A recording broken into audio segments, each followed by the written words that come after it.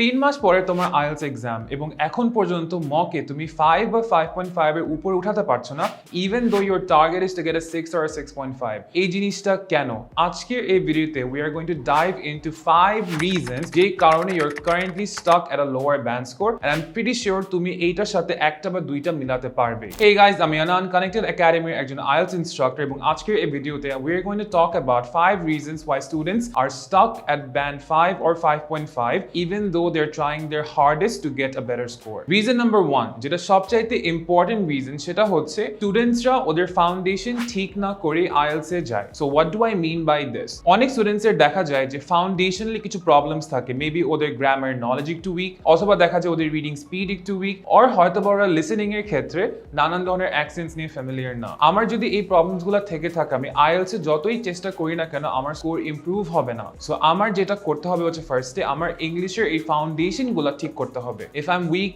In grammar একটু brush up করি। If I am weak in reading আমি regular reading materials পড়ে আমার রিডিং স্পিডটাকে একটু আপ টু ডেট করি। If I am stuck because listening এর অ্যাকসেন্টস আমার বুঝতে সমস্যা হয়, let me expose myself to different accents so I get used to it in the listening module. So এই জিনিসগুলো ঠিক করার পর যখন আমি অ্যাকচুয়ালি IELTS এর প্রিপারেশন নিব দেখা যাবে যে আমার ইমপ্রুভমেন্টস গুলো আরো বেটার হচ্ছে। রিজন নাম্বার 2 এটা হচ্ছে আমরা এক্সামের যেই রিকোয়ারমেন্টস গুলো আমরা ঠিক মতো জানি না। What do I mean by this? Writing এবং স্পিকিং এই দুইটা মডিউলের স্কোর কিভাবে করা হয়, do we know that? There are something call band descriptors এবং 4টা ব্যান্ড ডিসক্রিপ্টর আছে ফর ইচ এক্সাম। রাইটিং এর জন্য হচ্ছে task response, coherence and cohesion, grammatical range and accuracy, lexical resource. For speaking, similar bhabe, the band descriptors are grammatical range and accuracy, lexical resource, coherence and fluency, pronunciation.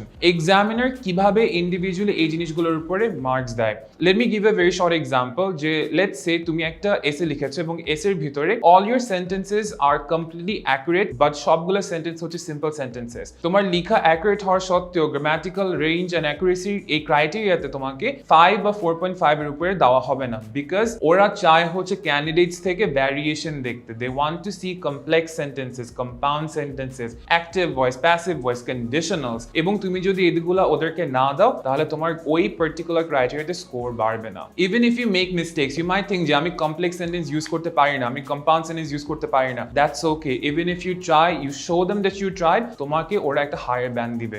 The point is knowing examiner কি চায় এবং ওদেরকে এই জিনিসগুলো deliver করা। Reason number 3 আমরা যেহেতু এখন রাইটিং এবং স্পিকিং এর টপিকে আছি, let me talk about speaking a little. যে অনেক সময় স্টুডেন্টস স্পিকিং এ আটকে থাকে একটা বাজে অভ্যাসের জন্য, সেটা হচ্ছে ওরা সব কিছু মেন্টালি ট্রান্সলেট করে। এক্সামিনার যখন ওদেরকে একটা কোয়েশ্চেন জিজ্ঞেস করে, first thing that they do is translate that question to বাংলায় অনুবাদ করে, বাংলা একটা উত্তর তৈরি করে এবং তারপর ওইটাকে অনুবাদ করে আবার ইংলিশে ওরা দেওয়ার চেষ্টা করে। এটার জন্য কি হয়, within a very short time আমি অনেকগুলো কাজ একসাথে করার চেষ্টা করছি, যে কারণে আমার রেসপন্সটা ইদার ফ্লুয়েন্সিতে অনেক স্ট্রাগল করবে অথবা আমি আইডিয়া ঠিক মতন জেনারেট করতে পারবো না। এটা যদি আমি অ্যাভয়েড করতে চাই and I also want to get better at speaking, আমার যে জিনিসটা ইমিডিয়েটলি করা লাগবে সেটা হচ্ছে আমার বাংলায় অ্যান্সার্স চিন্তা করা বন্ধ করতে হবে and I have to start thinking in English. যখন আমি একা একা বসে আছি, I am thinking by myself, I have to think in English. If you start thinking in English, তোমার এই অনুবাদ জিনিসটা আর করা লাগবে না। You will hear a question in English, you will think the response in English, you will deliver in English.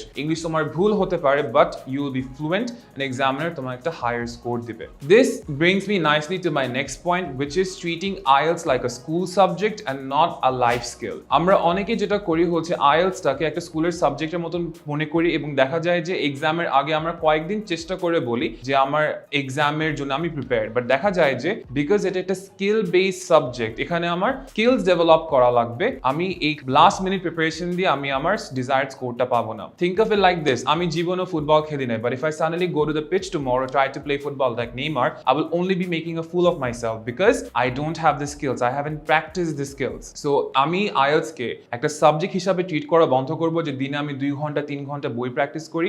Instead I should treat it like a skill এবং যে 4টা স্কিল আমাদের টেস্ট করা হয়, রিডিং, লিসেনিং, রাইটিং এবং speaking, 4টা skill আমরা regular বেসিসে কোনো না কোনো ভাবে আমরা প্র্যাকটিস করব।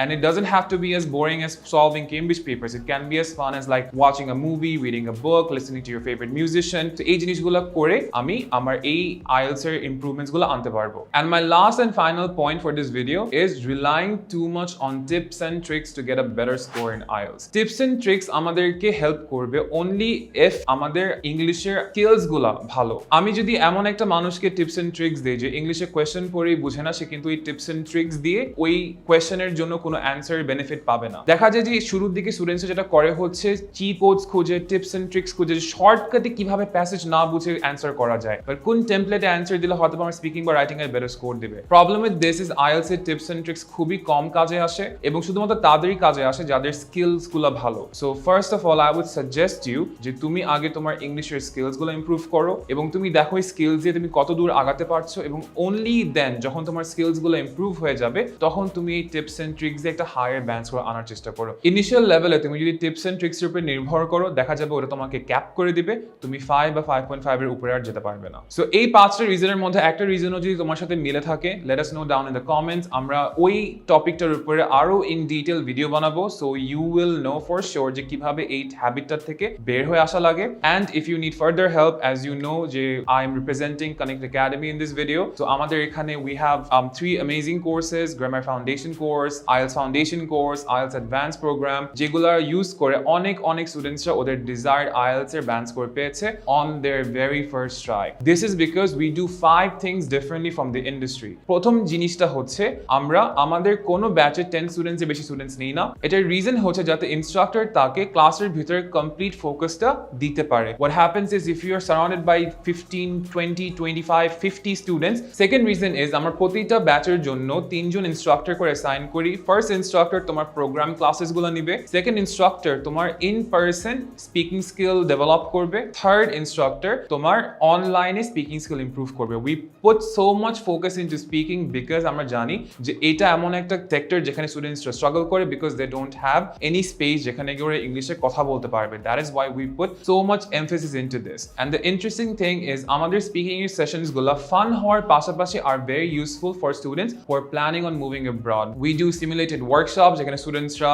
রোল প্লেইং গেমস খেলে that are going to come to use when they move abroad. Maybe একদিন আমরা রোল প্লে করবো যে how to order food in a foreign restaurant, আরেকদিন রোল প্লে করবো হচ্ছে how to talk to your landlord to negotiate your rent. So এরকম খুব useful skill স্টুডেন্টসদেরকে দেওয়া হয়। Thirdly, all our courses are hybrid, তার মানে তুমি যদি চাও in person এসে আমাদের এখানে ক্লাস করতে পারবে, or if you live somewhere far away তখন তুমি চাইলে অনলাইনেও এই ক্লাসগুলো জয়েন করতে পারবে and same experience তুমি পাবে যেটা তুমি ক্লাসে বসে পেতে। We have 2 branches, one in Uttara, one in Dhanmondi, so you can get enrolled in any of them. Fourth reason is আমরা স্টুডেন্টসদেরকে unlimited mock exams provide করি. You don't get capped. তুমি যতদিন চাও mock exams গুলো দিতে ততদিন পারবে, as long as you don't feel prepared you can sit for our mock tests. And the last reason is this is something I've mentioned before, most of our students get at least a band 6 or 6.5 on their very first try. If all this sounds interesting to you, tahole there will be a link in the comments. Simply click on the link, fill out the form you find, and one of our expert counselors are going to get in touch with you. You can ask them all the questions that you want.